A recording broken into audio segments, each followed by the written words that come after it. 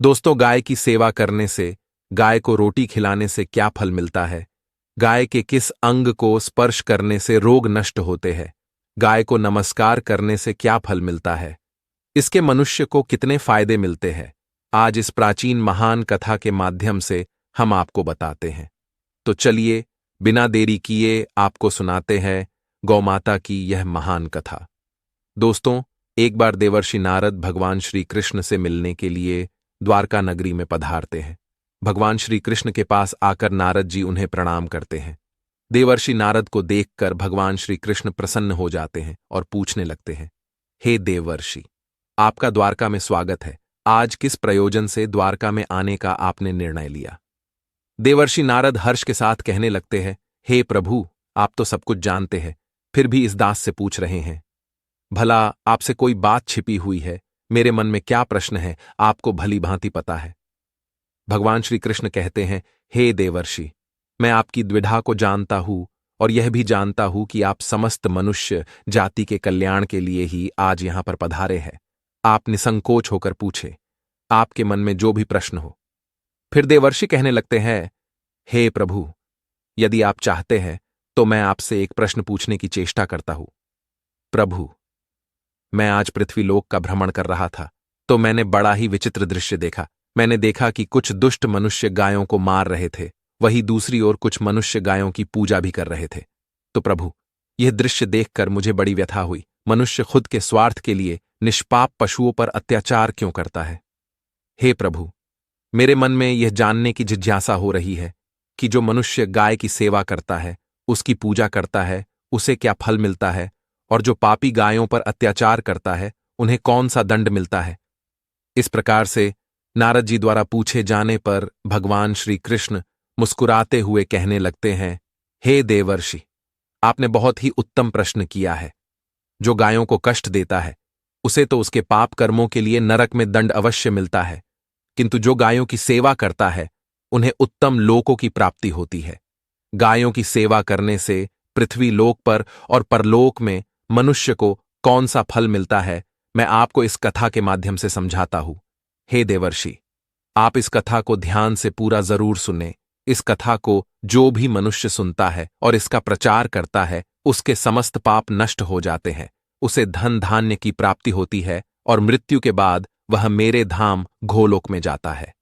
देवर्षि कहने लगते हैं, हे प्रभु, यह मेरे सौभाग्य है कि आपके मुख से मुझे यह कथा सुनने को मिल रही है।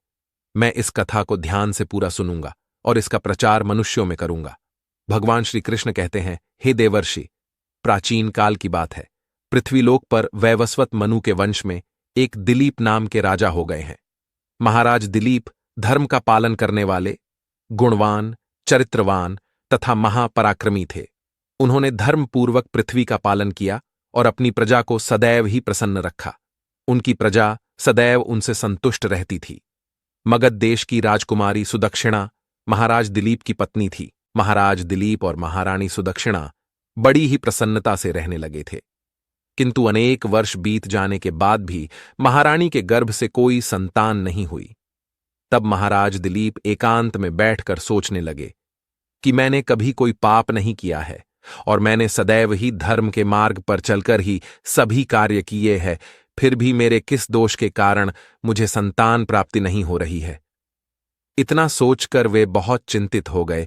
फिर उनके मन में एक विचार आया कि इस समस्या का समाधान केवल गुरु वशिष्ठ जी ही कर सकते हैं। वे ही मुझे मेरे दोष के बारे में बताएंगे और पुत्र प्राप्ति के लिए कोई उपाय बताएंगे। इतना सोचकर महाराज दिलीप अपनी पत्नी के साथ गुरु वशिष्ठ जी के आश्रम पर पहुंच गए। आश्रम पर वशिष्ठ जी नित्य कर्म, ध्यान आदि कार्य समाप्त करके अपनी पत्नी अरुंधति के साथ बैठे हुए थे। उसी समय महाराज दिलीप रानी के साथ उनके पास जाते हैं और उनका दर्शन करते हैं। वशिष्ठ जी ने महाराज दिलीप का स्वागत किया और उनकी पत्नी अरुंधति ने महारानी का स्वागत किया और उनका कुशल मंगल पूछते हुए उन्हें आशीर्वाद दिया। वशिष्ठ जी महाराज दिलीप से कहने लगे, हे राजन, सब कुशल मंगल तो है ना? आप और महारानी का आज अचानक वन में मेरी कुटियाओं में पधारने का क्या प्रयोजन है? किस कारण से एक महान सम्राट को अपना राजपाट छोड़कर इस वन में आना पड़ा? इक्ष्वाकु कुल के सभी राजा महाराज पुत्र उत्पन्न करके उन्हें अपना राज्य सौंपकर तपस्या करने के लिए वन में आते हैं। किंतु आप अभी भी जवान हैं। आपने अभी अभी राज्य का कार्यभार संभाला है। आपने अभी तक पुत्र भी उत्पन्न नहीं किया है। फिर आप ऐसे अपना राजपाट छोड़कर वन में क्यों चले आ गए? ये आप जैसे महान सम्राट को शोभा नहीं देता है। फिर महाराज दिलीप कहते हैं, हे महर्षि, मैं आपके यहां पर तपस्या करने के लिए नहीं आया हूं। गुरुदेव, मैं आपके पास सहायता मांगने के उद्देश्य से आया हूं। कृपया आप मेरी सहायता कीजिए, मैं बहुत दुख में हूं। फिर महर्षि अगस्त्य कहते हैं, हे राजन, आपके जैसे महान सम्राट को भला किस बात की सहायता चाहिए? आप तो स्वयं सभी की रक्षा एवं सहायता करने में सक्षम हैं। महाराज दिलीप कहते हैं, हे गुरुदेव, मैं आपके पास यह जानने के लिए आया हूं कि किस दोष के कारण मुझे अभी तक पुत्र की प्राप्ति नहीं हुई है। कृपया आप अपनी दिव्य शक्ति से जानकर मुझे मेरा दोष बताइए और उस दोष के निवारण के लिए उपाय भी अवश्य बताइए। पुत्र के बिना मेरा जीवन व्यर्थ हो जाएगा, मुझे मुक्ति नहीं मिलेगी। तब महर्षि अगस्त्य कहते हैं, हे राजन, ये तो आश्चर्य की बात है, मैं अवश्य आपकी सहायता करूंगा। फिर महर्षि अगस्त्य अपनी दिव्य दृष्टि से महाराज के भूतकाल को देखने लगते हैं तो उन्हें राजा की एक भूल के बारे में पता चलता है। महर्षि अगस्त्य महाराज से कहते हैं, हे राजन, आपसे एक बड़ी भूल हुई है जिसका आपको ज्ञान नहीं है। जब आप इंद्रलोक में देवराज से मिलकर लौट रहे थे, तभी मार्ग में एक कल्प वृक्ष के नीचे खड़ी गाय और उसके बछड़े को आपने दुर्लक्ष्य कर दिया था। वह गाय और उसका बछड़ा अत्यंत भूखे और कष्ट में थे। आपने उस कामधेनु गाय को ना भोजन कराया और ना ही उसे नमस्कार किया। उस गाय ने आपसे सहायता भी मांगी, किंतु आप अपनी प्रसन्नता में खोए हुए थे और आपको उस गाय की पुकार भी सुनाई नहीं दी। आपकी कृतज्ञता को देखकर वह गाय अत्यंत दुखी हुई और उसने आपको श्राप दे दिया है।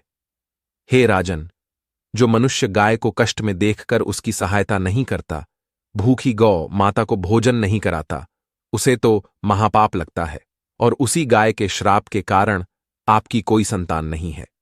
इस प्रकार से महर्षि अगस्त्य ने महाराज दिलीप को उनके दोष के बारे में बता दिया, जिसे सुनकर महाराज बहुत दुखी हुए और पश्चाताप करते हुए कहने लगे, हाय, ये मैंने क्या कर दिया? मुझ पर धिक्कार है। मेरी ही मूर्खता के कारण एक गाय को और उसके कोमल बछड़े को इतना दुख सहन करना पड़ा। मुझे तो अब राजा बने रहने का भी अधिकार नहीं है। महाराज महर्षि अगस्त्य से कहते हैं, हे गुरुदेव, मैं अपनी इस भूल को सुधारना चाहता हूं।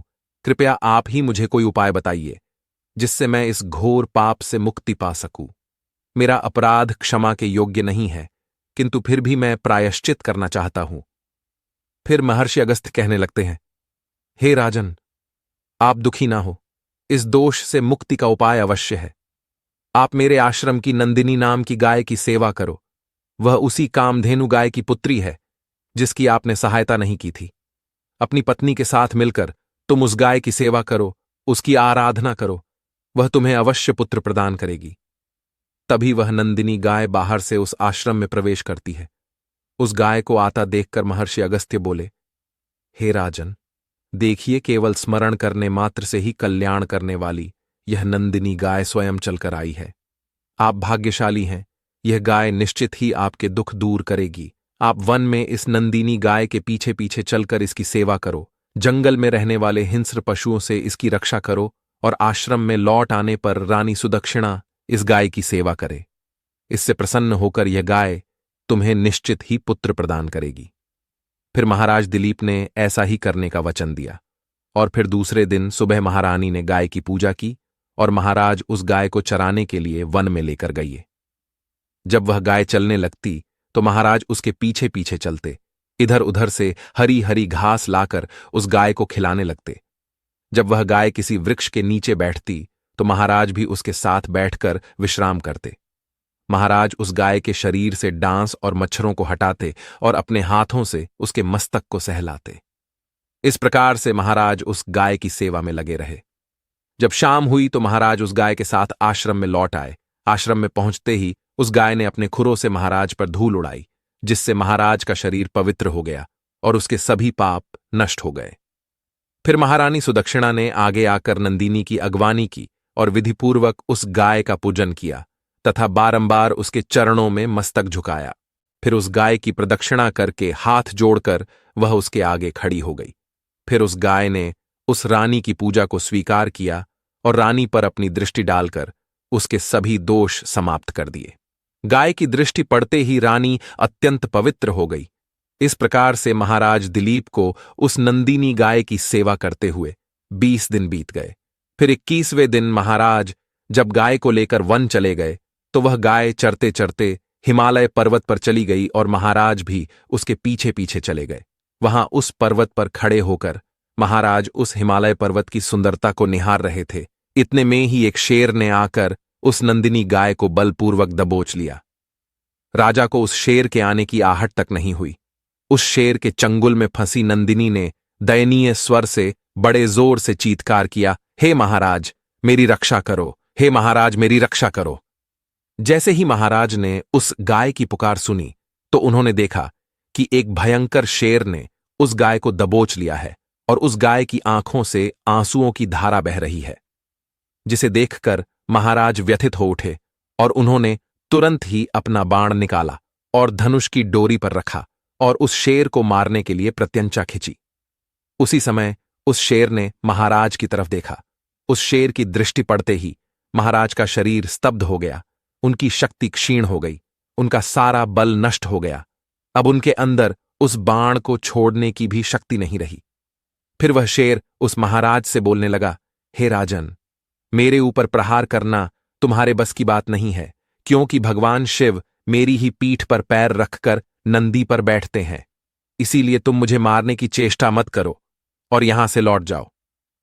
विधाता ने इस गाय को आज मेरा ग्रास नियुक्त किया है, इसीलिए तुम इसमें दखल मत दो।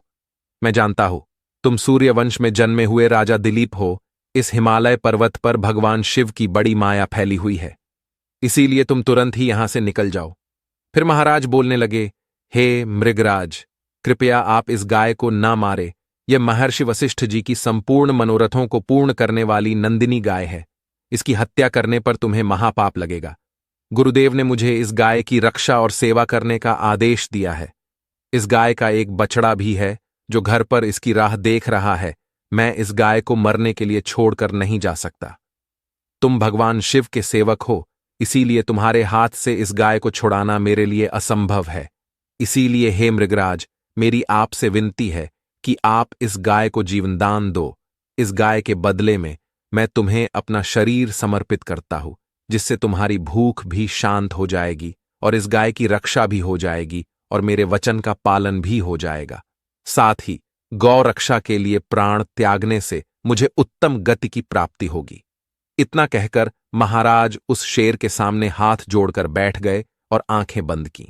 फिर अचानक से उस राजा के कानों में स्वर पड़े, बेटा उठो, मैं तुम्हारी सेवा से अत्यंत प्रसन्न हूं।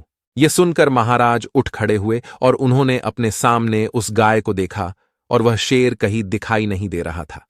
तब वह नंदिनी गाय राजा दिलीप से कहने लगी, हे राजन, मैंने ही अपनी माया से शेर का रूप धारण करके तुम्हारी परीक्षा ली है। यमराज भी मुझे पकड़ने का विचार नहीं कर सकते। मेरी रक्षा के लिए तुम अपने प्राण देने के लिए तैयार थे, इसीलिए मैं तुम पर बहुत प्रसन्न हूं।